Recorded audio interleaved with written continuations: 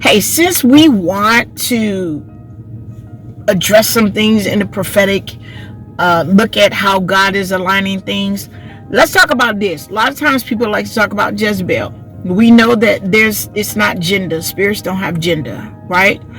But they're mostly prone to breathe or manifest or demonstrate through what they are through certain genders, right? More than the other. But I know that the Lord is dealing with this, and this has been a long time coming, since we are seeing in God's alignment women, apostolic women or apostles who are women, prophetic, strong governing prophetic voices, or women who are prophets that govern. This is going to be dealt with also. Okay? There are women who God has given you a work, but because you did not want to do it God's way, you've become Ahabic, right? We're talking about Jezebelic. Ahabic, meaning it is your work, it is your responsibility. But what you did, because you didn't want to do certain things, you gave your spouse a position, just like Ahab did with his wife, that she was not supposed to have.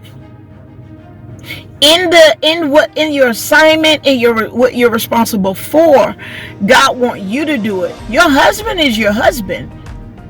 Okay? That's personal. But because we're so used to submitting things under it, and when we're married, some women have relinquished their position. They have relinquished their authority in Christ, their responsibility, rather, for the thing He put in their hand, because they want to do things a certain way, and they use, just like Ahab did, he used his wife for certain things, to bring certain things about that he knew he was not supposed to touch, like Naboth's vineyard, right? He had no right to it.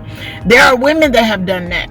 And there's a shaking. My prayer is that your marriage withstand the shaking of the Lord. Yes. But as He puts some things in order, that the ego of your husband that you have provoked can handle the shaking of the Lord. And that you will not fear so much what that would look like in your home, because that's what has happened. You mix some stuff which you was not supposed to do, that you would not fear that, and that you would trust where you didn't. God is bringing you back into trust. Well, you would trust the Lord's way in His timing and rest as He's realigning it and putting. There are some things that will not come forth from the Lord through you in the position that you're in.